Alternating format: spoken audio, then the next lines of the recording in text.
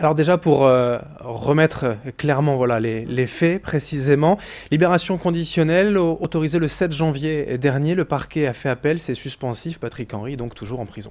Oui, Patrick Henry est toujours en prison puisque nous le craignions, hein, Oui. cet appel suspensif du parquet. Le parquet, quand il fait appel dans un délai de 24 heures à compter de la décision, l'appel est suspensif. Le parquet n'a pas attendu très longtemps, la décision est tombée je pense, à 11h30 et à 15h, nous étions avisés de l'appel du parquet. C'est Donc, un combat quand même que vous menez depuis plusieurs années, cette libération conditionnelle. oui, ça fait 3 ans que j'ai rencontré Patrick Henry. J'ai fait une demande de grâce pour lui en février 2014, qui a été refusée par le président de la République en juillet 2014. Et depuis, effectivement, nous travaillons à cette demande de libération conditionnelle. C'est effectivement un combat passionnant. Je vais dire, j'ai gagné la première bataille. Et j'espère que devant la Cour d'appel de Paris, dans quelques semaines, je gagnerai définitivement ce combat qui est effectivement un combat passionnant. Passionnant, un combat mais aussi un dossier sensible forcément dans l'opinion publique et médiatique. Oui, je crois que l'opinion publique a du mal un peu parfois à comprendre ce qui se passe vraiment, parce que c'est normal. Patrick Henry, c'est un symbole. Lorsque vous ouvrez un ouvrage sur les affaires criminelles du XXe siècle, Patrick Henry, eh bien, il y a 1 ou 2 chapitres qui lui sont consacrés. Donc c'est un symbole. À propos de la lutte contre la peine de mort et de Robert Badinter, Oui, etc. parce que c'est un symbole qu'il dépasse. Voyez-vous, Patrick Henry, il a été jugé en 77. Je pense que s'il avait été jugé en 81, après l'abolition de la peine de mort, on ne serait pas dans la même configuration. Mais il a sauvé sa tête dans des conditions, je pense que les auditeurs connaissent, de manière assez exceptionnelle. Il était persuadé, Patrick Henry, qu'il serait condamné à mort. Et ça, il faut qu'on comprenne. Et il a dû vivre avec ça. La casquette d'ennemi public numéro 1, d'homme presque miraculé. Ça a été très compliqué pour lui de vivre avec cette casquette-là. Et aujourd'hui, je dirais que Patrick Henry est un symbole et qu'il ne s'appartient plus. C'est un symbole qui le dépasse. Et la question qui se pose et qui s'est posée devant le tribunal, et je pense que le tribunal m'a entendu, c'est qu'aujourd'hui, il faut juger un homme qui est un détenu de 62 ans comme un autre. Il ne faut pas juger un symbole. Mais il faut juger aussi le meurtrier d'un enfant, et c'est vrai que c'est toujours compliqué dans l'opinion publique. On parle de perpétuité, des peines de sûreté. On voit parfois voilà, des peines qui sont alors, pas respectées, il y a prendre au cas par cas, mais aujourd'hui, ces libérations conditionnelles, elles sont normales pour vous? On peut sortir de prison malgré cette condamnation à perpétuité? D'abord, on ne juge plus Patrick Henry pour ce qu'il a fait il y a 40 ans. Devant le tribunal de l'application des peines, on juge de la question de savoir s'il peut bénéficier d'une libération conditionnelle. Il est jugé, définitivement jugé. Ça, c'est le premier point. Et deuxième point, d'abord, c'est l'application de la loi. Lorsqu'on est condamné à perpétuité, eh bien, on peut, à partir d'un certain délai, demander une libération conditionnelle. Pour Patrick Henry, à l'époque, il n'avait pas de période de sûreté parce que c'était en 77. Il pouvait demander une libération conditionnelle au bout de 15 ans. Il a obtenu sa première libération conditionnelle au bout de 25 ans. Et aujourd'hui, ça fait 38 ans qu'il purge cette peine. Et le tribunal de l'application des peines a considéré que ces 38 années, c'était une somme d'années suffisante pour dire que Patrick Henry avait payé sa dette à l'encontre de la société.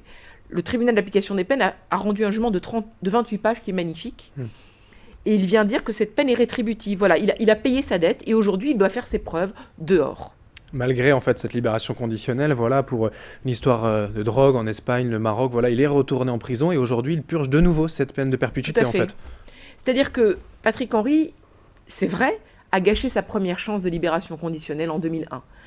Et on s'est vraiment interrogé devant le tribunal de savoir pourquoi il l'avait gâché. Parce que quand vous faites tous les efforts pendant 25 ans pour passer les diplômes, pour vous trouver un travail, pour travailler, pour sortir, pourquoi gâcher en même quelques mois parce que vous ne vous sentez pas bien à l'extérieur. Et Patrick Henry, il n'était pas préparé totalement parce qu'il n'avait, par exemple, jamais suivi de psychothérapie, aussi absolument bizarre que cela puisse paraître, pendant les 25 premières années. Et donc, il n'était pas prêt à cette libération. Aujourd'hui, c'est un homme de 62 ans, qui est beaucoup plus mûr, qui a fait cette fameuse psychothérapie indispensable lorsqu'il est retourné en prison. Et je peux vous dire que depuis 2002, date à laquelle il a été réincarcéré, il a pu réfléchir aux raisons pour lesquelles il a gâché sa première libération. Et aujourd'hui, je pense qu'il est prêt. C'est le sentiment que vous avez quand vous travaillez avec lui? Oui. Bien sûr, parce que lorsqu'on rencontre pour la première fois Patrick Henry, on lui pose aussi, quand on est son conseil, toutes ces questions. Et on essaie de comprendre, parce que ça semble tellement, effectivement, compliqué à comprendre pourquoi il a comme ça ainsi pu gâcher cette première étape. Et là, il vous explique les conditions de détention, il vous explique ce que sont les longues peines.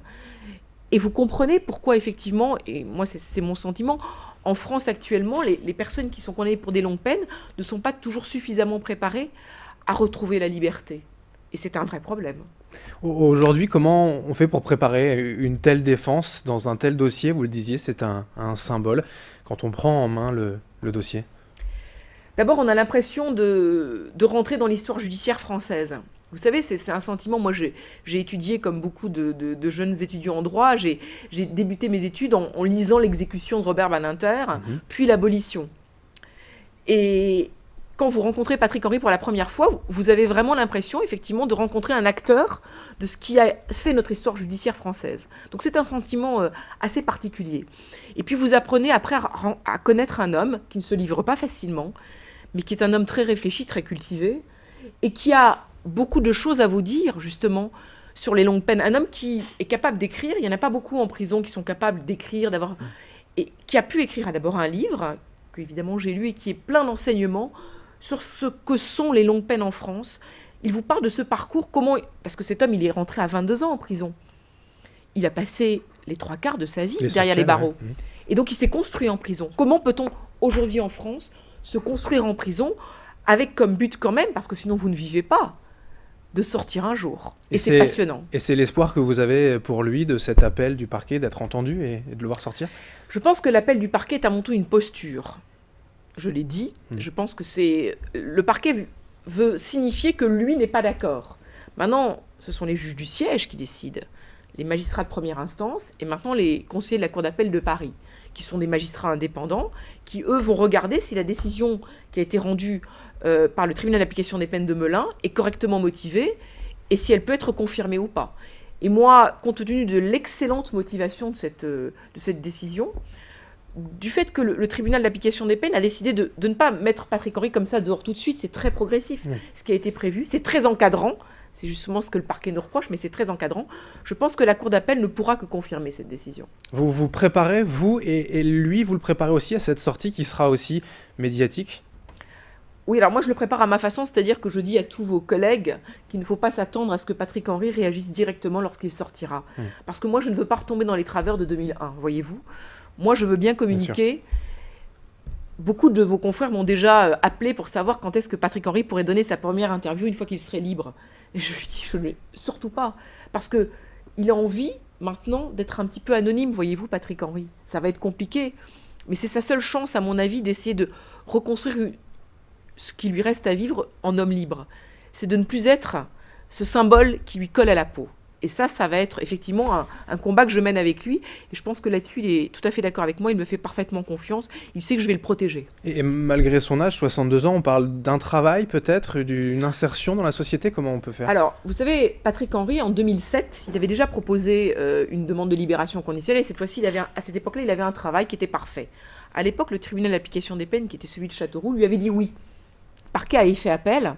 Et la Cour avait dit non, c'est trop tôt. Aujourd'hui, il a 62 ans, donc il n'a plus de travail, il a fait valoir ses droits à la retraite.